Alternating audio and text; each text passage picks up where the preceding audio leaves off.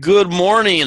It is Friday, October 5th, which is one day after this happened. Moo! With the walk-off for the Brewers to take a 1-0 lead.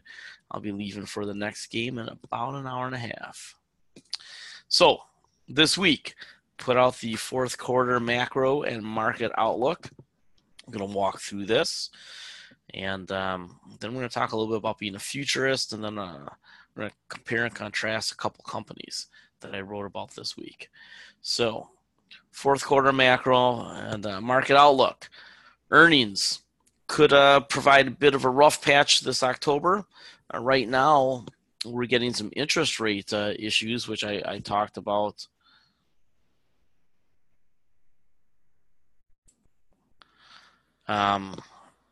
earlier.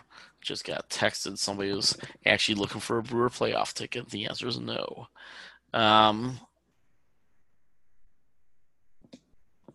Interest rates are rising right now. We have the 10-year Treasury well over 3%, and that's spooking people. So the markets are getting chopped up. We've talked about what's going to happen to the 1/3 roughly of companies that are not in very good financial shape, and how are they going to borrow as interest rates go up to support their businesses? And the answer is a lot of them are going to have a hard time borrowing, right? They're not going to be able to afford to. They're going to get turned down. So there are some problems coming with various supply chains around the world because financing is drying up. We're starting to see liquidity dry up. I've argued that the Fed is making a mistake on this, and I think that we better be very wary of a Fed that is focusing on unemployment numbers rather than inflation numbers and liquidity numbers, because it is very, very possible that the Fed pushes us into a what I have termed a skip straight recession next year. Might get a bad quarter or two next year without it officially being, the back-to-back bad quarters. But the official, actually the non-official definition of recession is back-to-back slow quarters. The official definition, there's like 5 points to it, but it basically just means a general slowdown in the economy. And I think that next year we're probably going to start to see the hints of that general slowdown in the economy. And by 2020, I think it'll become obvious that as the tax cuts wear off, as the buybacks in the stock market go away, as liquidity tightens up, as emerging markets struggle, as aggregate demand flattens temporarily, I think we're going to see a big kick in the gut from the Slow Growth Forever world. And if you haven't read the Slow Growth Forever articles, you really need to, because it is the future. And we're going to talk about the future today. So in any case, let's just get back to the quick little review. The economy is doing well right now. There's no doubt about it. I drove across the country, but I did find, and it was easy to see, the underlying weakness in the economy is that we do have a bifurcated sort of system. So if you want, I talked a lot about that last week. So if you want, go take a look at last week's webinar. So going back to the Fed, I think the Fed is making two huge mistakes, and you can read about that here. Here's the slow growth forever. But just for now, the next quarter, I think what we should be focusing on is the earnings and what they're going to say when they give their reports here in 2, 3, 4 weeks. And I think we're going to hear a lot of things similar to what we heard from Micron, which is, hey, we're worried about trade issues, and they're going to lower their guidance. Now, that'll create some choppiness in the market, but what you have to realize is that if they lower their guidance for early next year, that means that those are lower bars for them to get over. So I see some choppiness here this month. It's already happening because of liquidity issues that we've talked about elsewhere. And in other calls, right? When we laid out our strategy in the last 2, 3, 4 weeks, we talked about how October could be choppy and what the reasons were. So ultimately, this buyback bubble does end badly. Uh, here's the updated numbers from Yardeni. These are the buybacks right now, quarter over quarter, right? Huge buybacks. So, these are the quarterly buybacks, pushing 200 billion. It's a lot of money. And then for the year, we're projected out get close to 800 billion. So we'll see what this last quarter does. So you'll see that third quarter is not recorded yet, but it was just a little bit higher. And as I talked about, the fourth quarter could blast way through this 200 billion number, right? There's about 400 billion of of authorized but unused buybacks, and we won't use the entire 400 billion next quarter. That'll trickle into Q1 and Q2, even a little bit into Q3. But I don't think you're going to see in the fourth quarter new authorizations, right? We're going to get a little bit of new authorization, but it's not going to be like what we saw after the repatriation. So the third quarter buybacks were just a little bit above here, but I think the fourth quarter buybacks are going to be way up here. So what does that mean? Well, if we're getting choppiness now, we probably want to buy that choppiness if we know there's going to be huge buybacks in November and December, which is what we pretty much know, and into January. So I think that we should be buying here. We should be selling a lot of puts. I really like the selling puts because those will expire mainly in January, a couple in December and February, but mainly in January because we can collect those 5, 6, 7, 8, 9, 10% premiums over 3 months, right? That's a pretty good return for 3 months. And if the stock market goes up, we have all this cash available again at the end of January going into February at precisely the time we have to start wondering, is this market going to run into some headwinds? So I'm more likely to sell a ton of puts than I am to buy a lot of stock. However, I do have some orders in there for QQQ and Google and Amazon if we get an elevator drop. So if we wake up one morning and something's happened, the stock market's down 9%, I have things that I want to buy. So if we get this gigantic rally, I've come back to this graphic a couple of times just because I think it's so good. This is a conversation I had with Mark Yusko back in July of 2017, July 6th. And he was putting out the hashtag pound sign. My kids get a kick out of it when I call it the pound sign.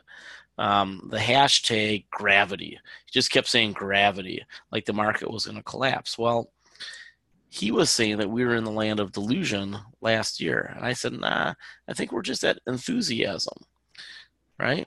Well into delusion, he says. Enthusiasm was a splash of loose money, right? So I bet him a nickel that we'd see a 9 to 19% correction at some point, and then the SPY would run to 300 by 2019. Well, what happened last February? We got that correction, and now we are right on top of SPY 300. We're at like 291 or something right now, and we were just a little higher a few days ago. So we should get this choppiness in October. Maybe we'll get a second 9 to 19% correction, on top of the one from February. But then I think we get a huge rally. So I would sell puts into this because you're going to get huge premiums on the volatility. And then 3 months from now, your contracts expire for the most part, and you're just sitting on all that cash at a time where, hey, we might be able to rinse and repeat and do it again on the next hit. So I do like this. These numbers actually, oops. I've got a new vertical mouse, which I love, but every now and then I hit the back button. investor confidence was about average, right? And it went up, and now it's probably coming back down. So we've seen roughly average investor confidence numbers. And I think that's because even going back 10 years, especially for the boomers, and I know it because I get these stupid phone calls once in a while. Shouldn't say stupid, concerned phone calls once in a while from people. Hey, Kirk, I read something you wrote, and I'm really scared about the market, but I haven't made any money in 10 years. Yeah, like, well, we could talk about this, but the boomers in general are pessimistic and fearful of the market, and that's never ever going to change. Never going to change. They're going to be fearful of this market for the rest of their lives. So that's why it's harder to get to the real euphoric point of this market. After the Great Depression, you had people who were affected not only for the rest of their lives, but they instilled it in their kids to be afraid of the stock market. And we just know, I mean, I take a look at any long-term chart. It's a bad idea to be long-term fearful of the stock market. We have to be aware of the cycles and the trends. And there's periods of time where the stock market is bad because we're shaking out excesses. But in general, you want to be in the stock market most of your life for a very long period of time. And as Warren Buffett has said, he doesn't see really much point of most people even owning bonds until maybe late in life, or, as I have done in the past, if we get a broken bond market where we have convertible corporate securities get broken, sometimes you can buy those securities for literally dimes on the dollar. And I did that during the financial crisis, kind of right in the middle of it. And I was buying bonds that were convertible, and there was no way they were ever going to get the convert price ever again. A couple of them actually did. But people were, pricing these at 20, 25, 30 cents on the dollar. And I was like, well, okay, so my downside here is that the company doesn't go, well, downside is the company goes bankrupt and I don't get my money. But the reasonable approach was the company stays in business and they pay me, and I tripled or quadruple my money because I bought $1 for a quarter, right? Oh, and the kicker is if we get a huge rally because maybe we print a whole bunch of money, I actually do get the convert price and I make a ton of money on that. So, there's times to be a bond investor. It has to do with, are the bonds trading way below par for some reason, and you can make a good qualified analysis that allows you to predict I'm going to get paid. I did buy Chesapeake bonds a couple of years ago when those were trading for 25, 30 cents on a dollar. I know Dallas Salazar did as well. And it was a great trade, right? Everybody was negative on Chesapeake Energy.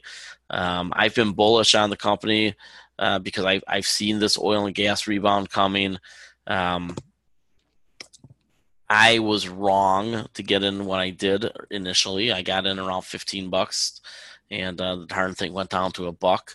Now, granted, I wasn't in the whole way down. I got out because I believe in price trends, and if price trend tells me something's going down, don't ask questions, get out of the way, and then ask questions. So, ultimately, I've recouped all my money on Chesapeake because I did buy a whole bunch of stock down in the $2 range. And then, as subscribers know, back in, was it February or March, sold all the stock and then just bought all calls. So right now we have calls that go out to 2020, and we're doing okay on those. And if we get one more leg up in this oil and gas rally, and really we just need it to extend, right? We just need oil and gas not to drop a lot because these companies have become pretty cash flow positive again. And Chesapeake, they've been eating up all their debt. They're doing a good job, and they just sold another hunk of property, and they'll sell another one soon, I would imagine. And then, now all of a sudden you've got a pretty clean company. So we'll see. Ultimately, I think we make some money on Chesapeake, but it happened because we bought at those extreme pessimistic levels, and that is something that I think that a lot of people have a real hard time with. It's that short-term thinking, right? Oh my God, it's going down. I don't want to have anything to do with this. Well, yes, there's some truth to getting out of the way, but if you know that your thesis is right, you're still looking for a re-entry point. Need a little water there. The moos were weighing on me. All right, so investor confidence. I think if we get that giant rally, we're going to close in on delusion.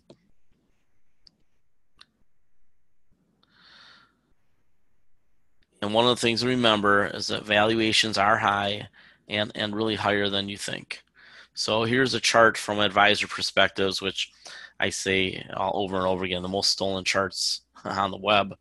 And this shows the valuations based on 4 different measures are second highest in history, behind only the tech valuations back in 2000, which led to a pretty substantial crash. So here's the financial crisis. Wasn't even at a second standard deviation outlier. So here we are. We're at way past second standard deviation outlier, closing in on third standard deviation. Could this market become the most overvalued in history? Well, when earnings drop, if earnings drop and the market doesn't fall along with it, then yeah. But I don't see price levels going up all that much left, 10 or 20% maybe. I actually did make a prediction like 4 years ago, 3 or 4 years ago, 2015, so 3 years ago. I said that the S&P 500's ultimate upside was about 35 or 3600. I'm not so sure that I stand by that anymore, but it's possible. Elliott Wave guys, I think, are saying 35, 3600, depending on which Elliott Wave guy you listen to. And those waves are, a lot of time I tease them because there'll be a spot in the graph in their chart, and they'll go, okay, so this part is either I don't even know what they are, A's and B's and things, and ones and twos. But they'll say, at this spot on the chart, it's either going to go way up or way down. And I'll be like, okay, which one is it? Right? So that's why we have the core 4 is we can make a much better analysis of those interesting spots in the charts because we can say, well, A, B, C, and D, this is what's going on in the secular trend. This is what's going on with government and central banks. And this is the health of the companies. So, right now, short term, because of the buybacks, I think we see valuations go up because I think we're going to get a big rally. Does it get all the way up here? Man, I don't know, maybe. But then we can look out at the secular trends, the demographics, the overwhelming debt, rising interest rates, which I maintain is kind of stupid, but we're doing it, and that could cause us to go dunk, dunk, dunk, dunk, dunk, dunk. And I've got that hashtag out there, Crash 2020. So I think we just got to be careful. So we know that there's high risk in the intermediate term, but in the short term, there's probably some trades that we can make into the buyback rally. All right. So one of the other risks is oil. And, I've been on this all the way. I mean, I called the crash. It was more of a crash than I thought it would be. In here, I was saying, probably ought to get ready to buy. Started buying. And we've had this nice rally ever since, right? For 2 years now. And the oil price has been better than the stock prices for the oil companies because so many of the oil companies are so screwed up. But now you have some of the companies that we own, like Occidental Petroleum, Encana, Continental, Centennial, and Pioneer. Those are really our 5 that we're in, doing pretty darn well, right? So you take a look at some of the charts for some of these stocks, like, wow, they're doing A-okay. In fact, I will pop up the 5, as soon as I get logged in, I'll pop up the 5 oil and gas stocks that we're in. Actually, it's 6, I guess. 6 with Chesapeake. And Kana's my favorite.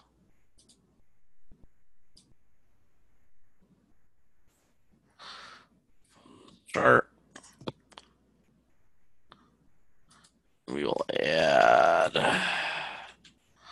Occidental is my favorite dividend payer. Pioneer, I like their management. Continental, I like that they are unhedged. And who else did we say? Chesapeake on the asset sales, and Centennial on new development.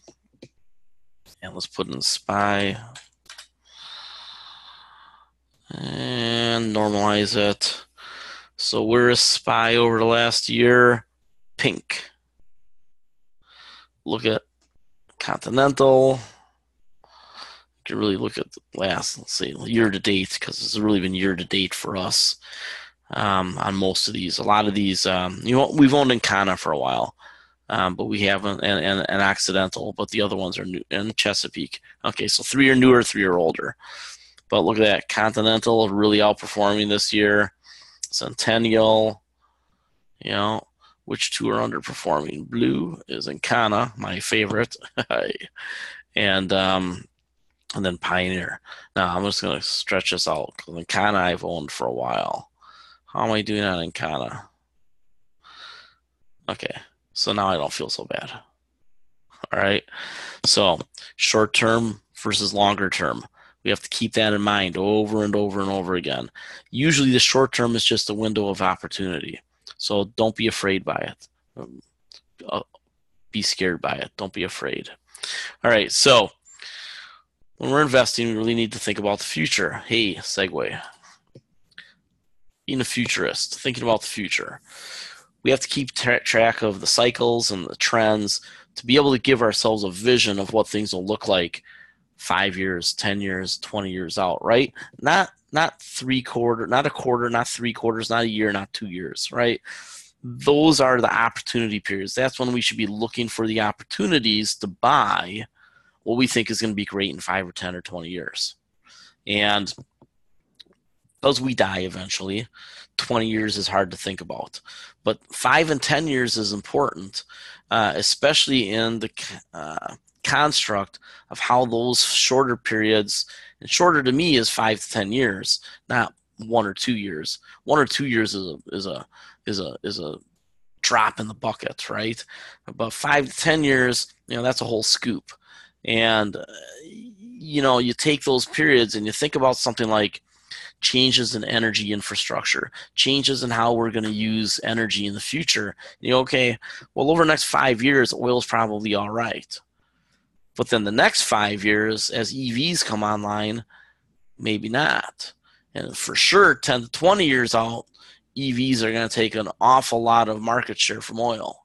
So you start to take a look at this and you're like, okay, what is impacting that story? Well, the secular trends or technology improvements is one thing, is we know that the EVs are getting better and better and better, and the gasoline-powered cars have run up to pretty much their physical limits.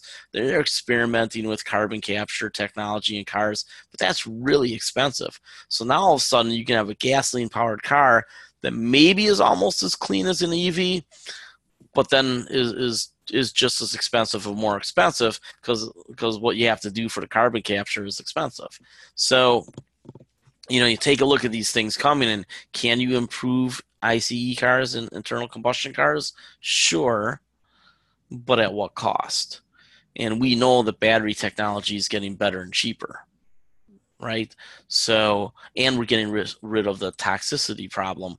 We talked about that earlier last week, that the zinc batteries are starting to get really good. So I said that eventually lithium air would be a big deal, and then something else. Well, the something else looks like it might be zinc air.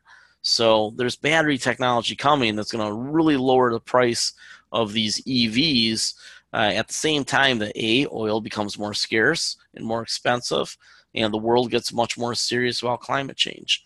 And again, I know there's people on the call who are going to be like, oh, climate change, talking climate change like it's a religion. It's not a religion. Look, man, CO2 levels are off the chart. It has nothing to do with the sun, and it has really everything to do with us.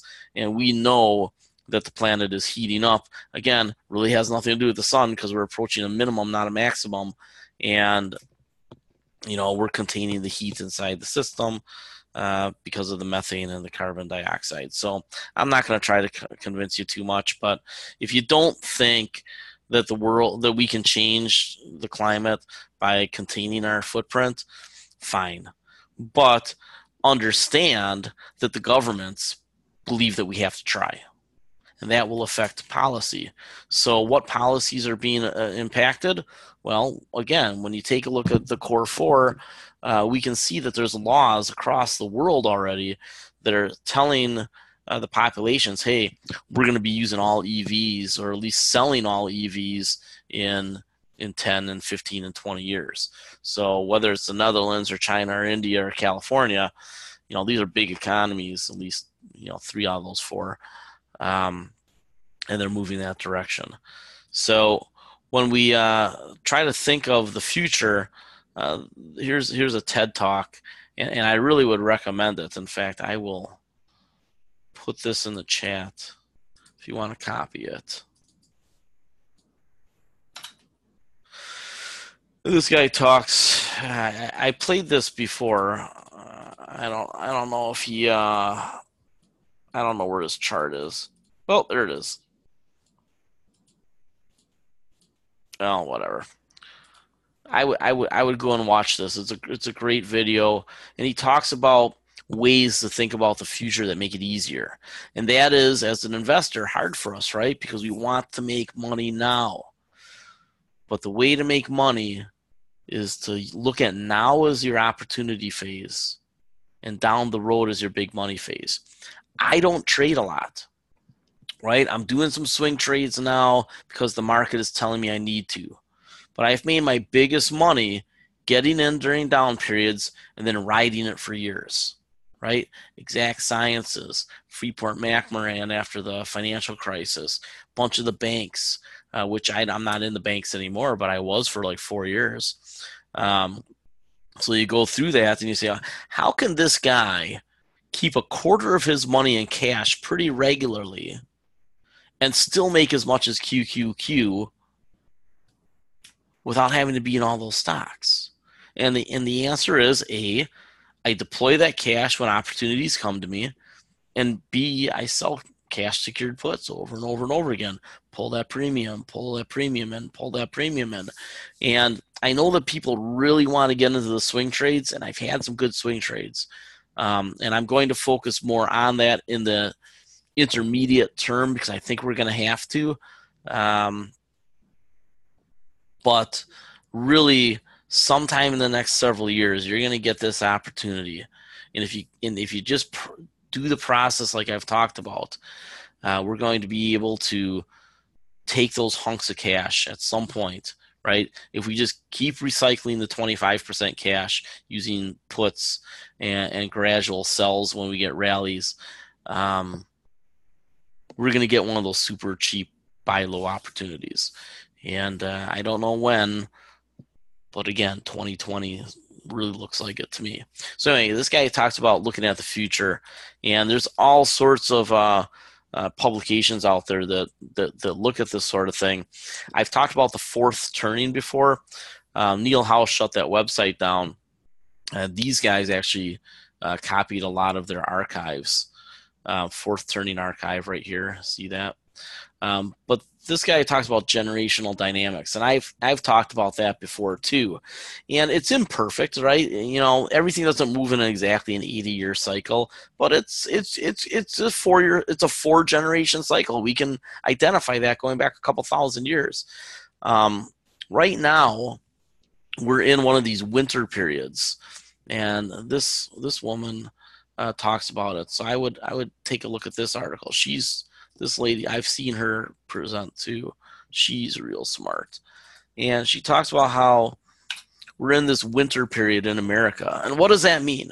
That means that basically we feel like we're kind of in stasis, right? Like things aren't improving the way that they should be improving. Well, the millennial generation is supposed to be, based on the fourth turning, a generation that fixes all that. And my concern here is that the millennials are, and this has something to do with technology, but I think it also has something to do with just the circumstances of the times with 9/11 and not getting improved standard of living and the financial crisis right when they were coming into the workforce, which was, a once in a century event. I think that I worry that they're really going to do the things that change the world, right? I see these outliers like that politician in New York who's just really socialist, and some of the other socialist leaning people. And I would just throw it out there to every one of them. And if I know most of the people on this call would not consider themselves socialists, but you probably have some kid in the family or somebody in the family who, or maybe even a boomer who's, a really mixed up hippie sort of thing. And, not that there weren't good parts of the hippie generation, but, you know, there are definitely contradictions and hypocrisies. But you probably have some of these people who lean socialist, and you need to ask them, okay, well, how would you make that work? Nobody's ever been able to make socialism work, right? Ever. It doesn't work anywhere. Now, you can have social safety nets. You can have, I'm a Medicare for all guy, but you have to have a good capitalist system to pay for everything. And you have to be able to give people a chance to live their life the way that they want to live. If you contain people, right, you take away their freedom, which socialism largely does, then you're just fighting against a different human instinct, right? So greed is a human instinct. We have to fight against that with capitalism and hoarding. And with socialism, we have to fight against losing our freedom, right? So give me my freedom, and then maybe give me progressive taxation and a social safety net to help with the greed, right? So we have to find these middle grounds, and I'm afraid because of the short-term nature of the communications that the millennials are subjected to, I worry that they're not going to process this and analyze it and move in the right direction. And if they do, I think it's going to take them longer than it maybe would have, right? The World War II generation is the corresponding generation to the millennials on the 4 generation cycle, and they were saving the world at 20 years old. Why? Because we put a gun in their hand. The millennials are going to have to do this in their 30s and 40s when they become, and they just become the largest voting bloc. They have to actually get out and vote, but then they have to vote for the right people, right? They need to get off of the whole ideology thing, and I'm not going to go into that because I know it annoys, I think, Bill or somebody. But we need to move in a direction that fixes the inefficiencies in capitalism as best we can, because it'll never be perfect. And we need to help different generations work together. Interestingly, and I can't get the bra thing off, but hey, enjoy that, I guess. Steve Bannon is obsessed with this whole theory, right?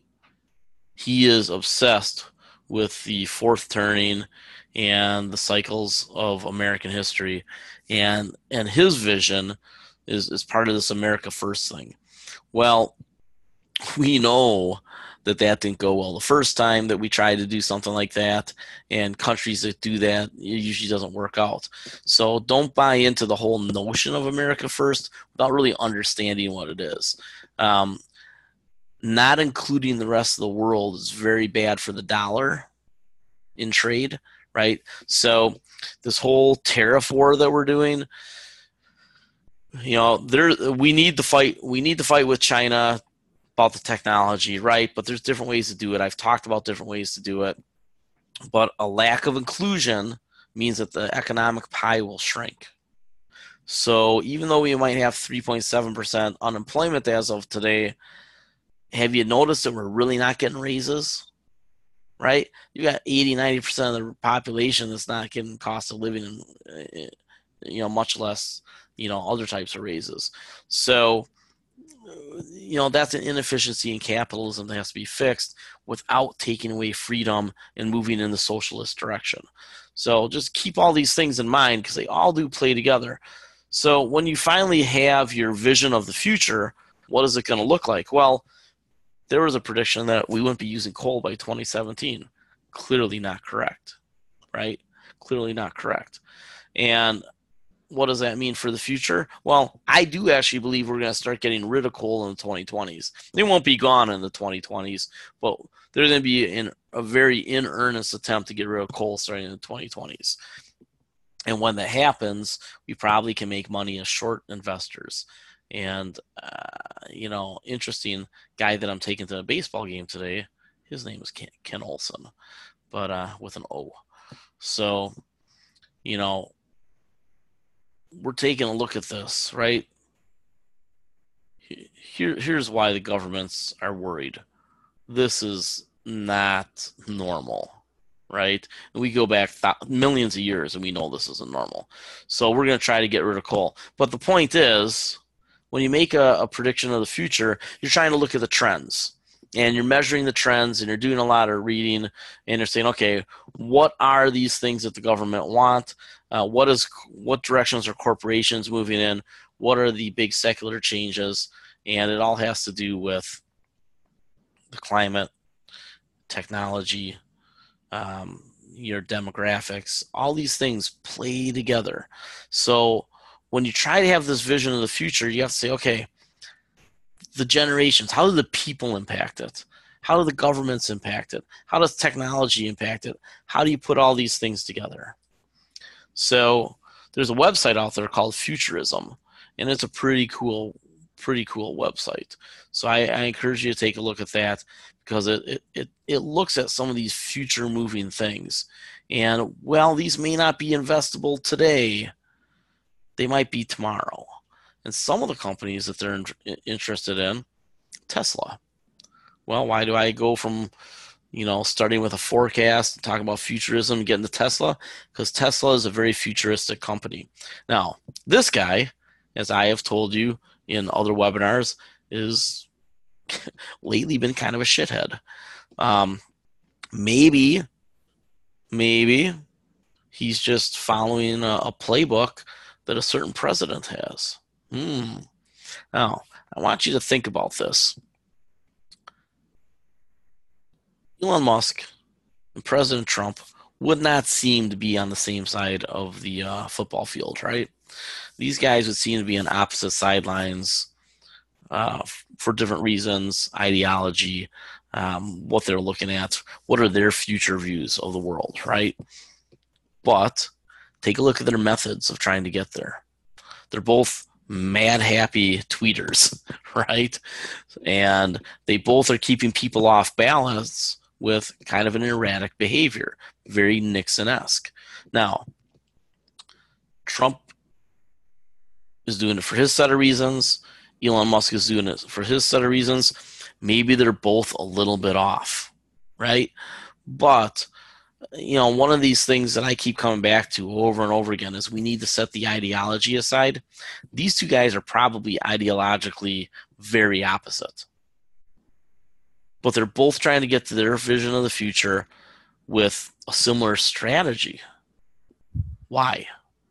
Maybe that says something about us, about what we respond to. And we should think that through. So, in any case, Tesla. I bought some Tesla this week. Why did I buy Tesla? Well, I think that the shorts have a pretty bad argument against it. I think that I will be putting out a lot of work on this going forward. But I think that this idea that this company is bound to collapse is just so remarkably ill-informed that it's pretty easy to bet against the shorts at this point. So now that we've got a pullback, right? I was buying it around 280 and it's down to 267. I think this is a stock that you can start buying. The ultimate super low price is down here, and I bought on this one. I don't think we'll see them again. You see this ascending triangle, see this support level that it keeps hitting and bouncing back off of. There is an argument, this is one of those points in the graph, where it get at this point now, Maybe your Elliott wave guy would say, well, we got this wave, and this could either be a this or a that. So it's going to either go like this straight up, or it's going to go like this straight down. All right. How does that help you? It doesn't, right? That's why there's limits to technical analysis. I think the secular trends are all on Tesla's side. And if Elon Musk doesn't screw up, he's probably going to take that company to pretty profitable places. And keep in mind his compensation structure. He wants this company to succeed. And I think that I think I put a post down here somewhere. Maybe I didn't. If we just take a look at this, right? There's probably not much bankruptcy risk to Tesla. Why is that? Well, one, the early adopters are all over this. This company is meeting its production goals. They might be cash flow positive this quarter. They're having a delivery problem, getting the cars to where they need to get to. The cars are made, delivery problems. But you know what? People don't cancel these cars. People want these cars. And I'll tell you what, there are tens of millions of people out there around the world, people like me, not really an early adopter, but I want one of these cars. Why do I want one of these cars? One, it's eventually going to be priced right. Two, this is a guy that I think is trying to change the world, and I think he's trying to change it for the better, even if he's a little bit challenged mentally at the moment. He's pushing the rest of the auto industry in a direction that it probably should have been going to 15 years ago, right? They should have been, all these companies with all this money should have been working on this. Why? Think about the financial crisis. Granted, that was a big storm of things, perfect storm that came together. But one of the reasons we had the financial crisis is oil got to $140 a barrel. And we know that expensive oil corresponds with recessions.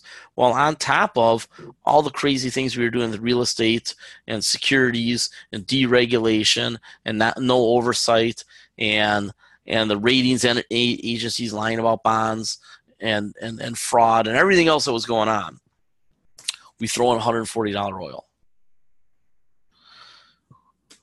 When oil was $38 a barrel, I said it was going to go to 80 to 100. Brent is over 80. WTI is 75 today. We need to think these things through. And I think that Tesla is on the right side of history here. So not only do they have their early adopters, there is a bigger wave of people that are going to buy these. Because one, they're going to say, you know what, I could buy a GM. I could buy a Ford. I still think Ford might buy Tesla. I could buy a Volvo. I could buy a BMW. But this is the company. They're American company, and they're changing the world. And all things being equal, I'm going to buy the Tesla. And think about this. It's a sexy car. Think about iPhones and Samsungs. Did you know that people who buy Apple iPhones have more sex than people who have Samsungs? It's true. They've done the studies. Why is it? Who knows? Something to do with status, prestige, commitment. I have no freaking idea, right? But sex sells. He's made this company sexy. The iPhone was sexy because of Steve Jobs, right? And that just, the guy that's in there now just hasn't blown it up. So good for him. I don't think he's a great CEO. But sex sells, and we all know that. So is the Cadillac ever going to be sexy again? I had an STS. I love that car.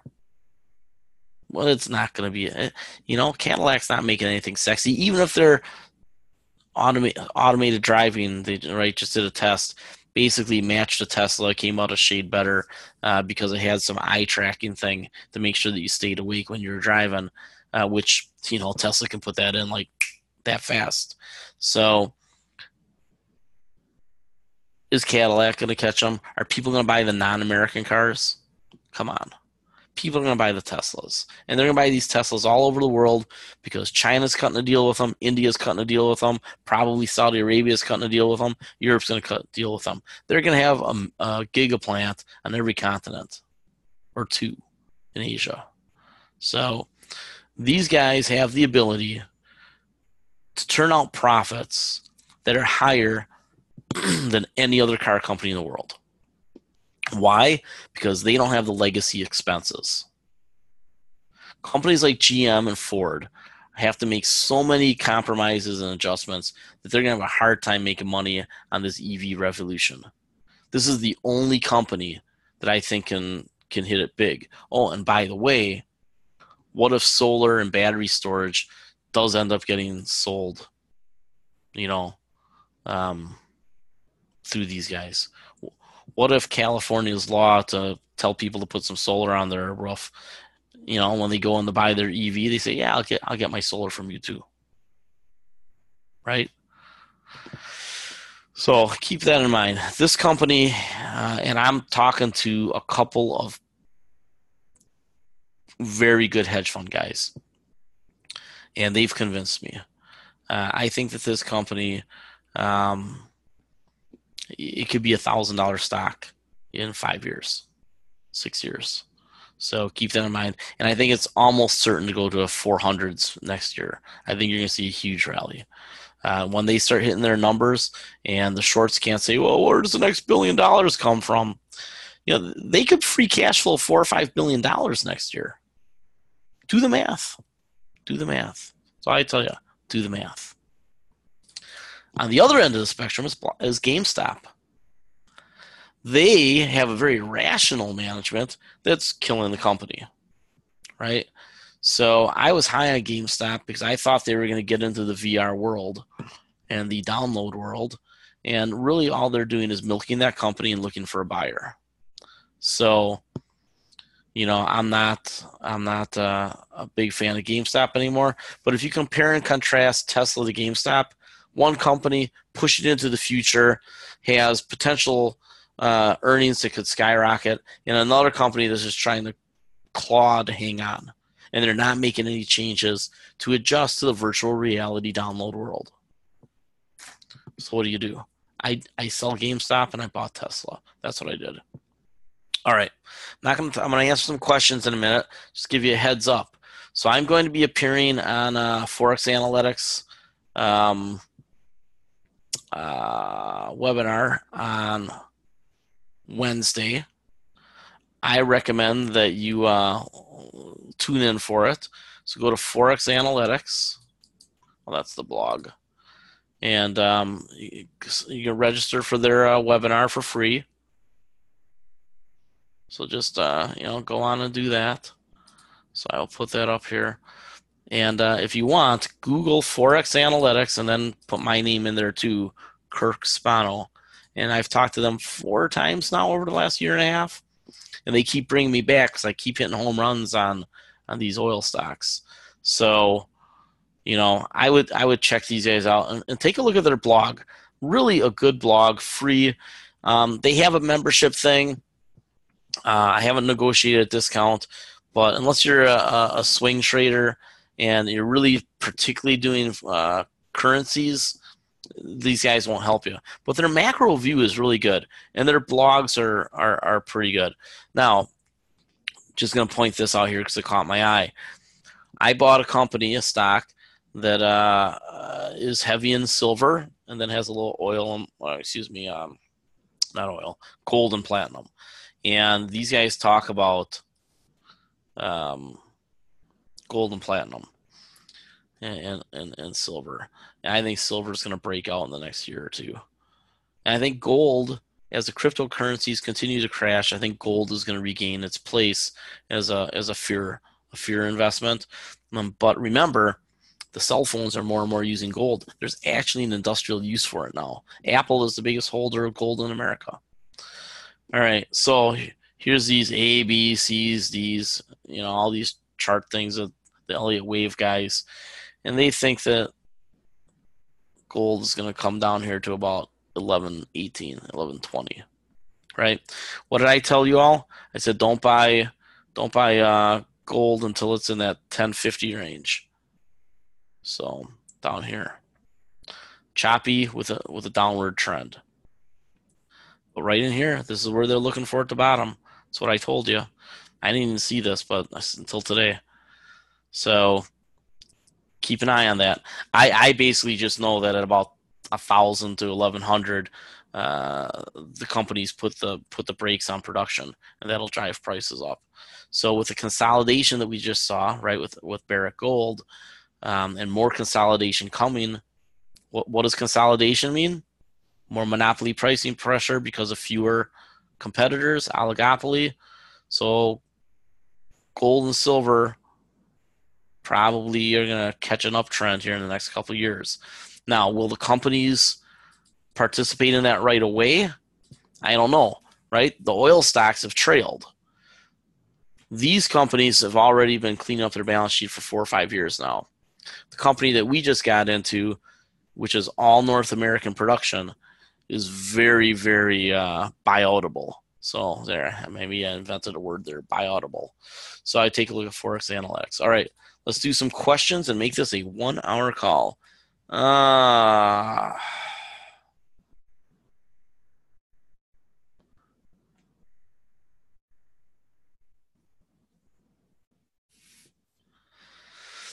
Micron and Intel are selling off. Would you close out October short puts with an eye towards reopening? What do you mean close out? So you sold cash secured puts on Micron and Intel.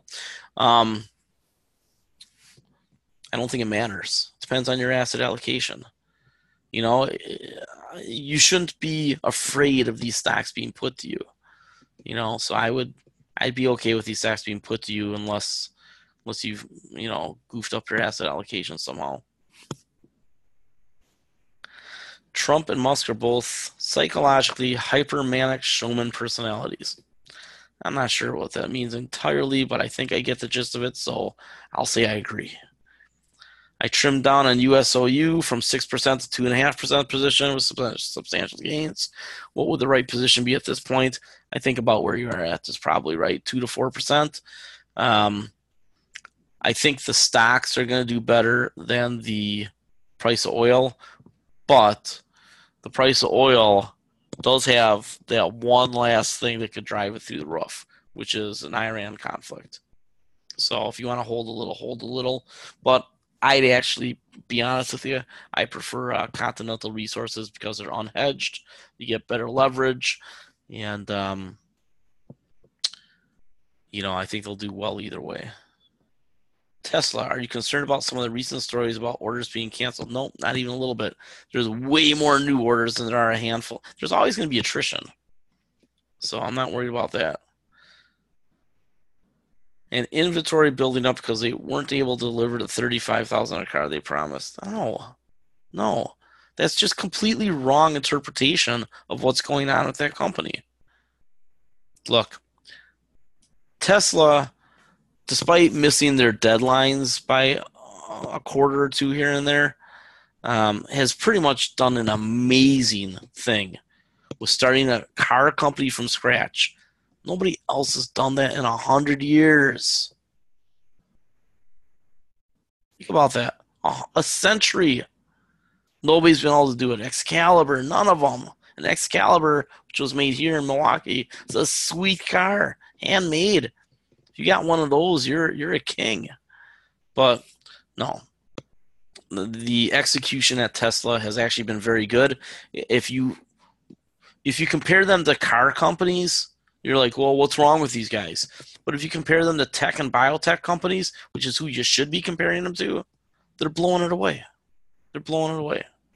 Where are we in the real estate cycle? We're in the spot where it's really hard to find something that's fairly priced. Home builders are fading, interest rates are rising. When do we hit bottom in the cycle? 2020 keeps looking bad to me. I don't know. I mean, again, short-termism. So just wait for it to happen. As long as you have cash, when it happens, you're a winner. So accumulate cash through what you're earning and keep a quarter of your portfolio, right, churning into cash quarter to quarter, and it'll be fine. Wouldn't we risk a huge loss on Tesla? We get a major correction, but I'm not expecting a major correction for a year or two. How long is long Tesla? Yeah. You know, people get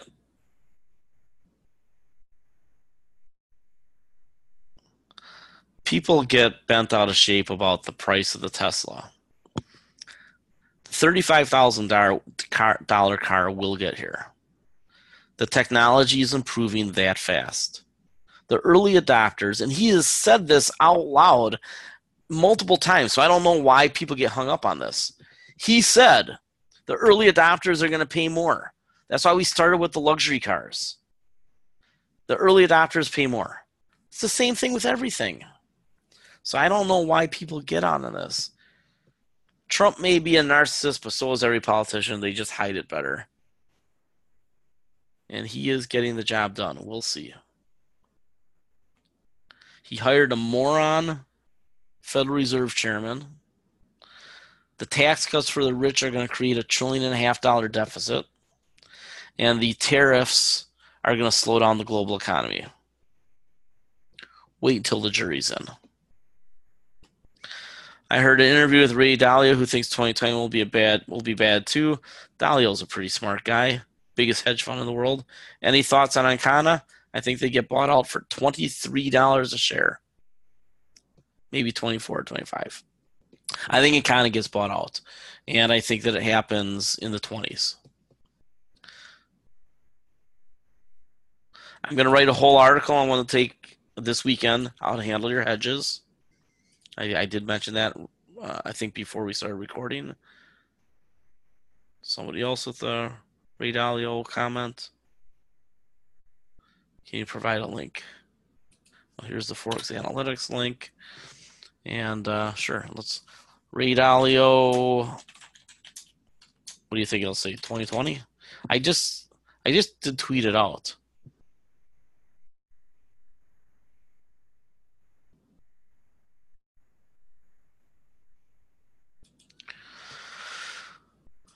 Here. I put that out there. Dalio's a smart guy. He shorted Europe, remember? We were talking about him shorting Europe 7, 8, 9, 10 months ago. And everybody was like, you're dumb. Ray Dalio's lost it. What happened to European stocks? Oh, we made money on the Italy short too. So I wish I had done more with the German. All right. That's it. 1 hour on the nose. I'm going to the Brewers game. Everybody have a great weekend. And keep an eye out for a lot more content coming up. And the Fundamental Trends website, I've got the people working on it now. It should be launching in November. If you're a swing trader, you're going to want to switch over to that for margin of safety late in the year, early next year, because that's where the swing trading is going to be. But otherwise, the two websites will remain essentially similar. There will be a research library at Fundamental Trends. I don't have that capability at Margin of Safety, but Margin of Safety will remain a very good service, especially for long-term investors. And we're going to move a little bit in the direction of dividend investments and Margin of Safety. Not much. I mean, we're still going to have punch card stock portfolio, but the crowd at Seeking Alpha seems to really like dividends. So I'm going to add more dividend stocks, more alternative investments.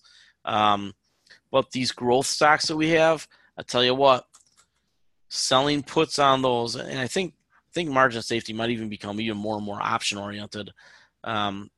These growth stocks that we have, the Teslas, the Sierra Wirelesses, the Calixes, all these companies that we've been buying, I think would be pretty good. How many innings will Chassin pitch?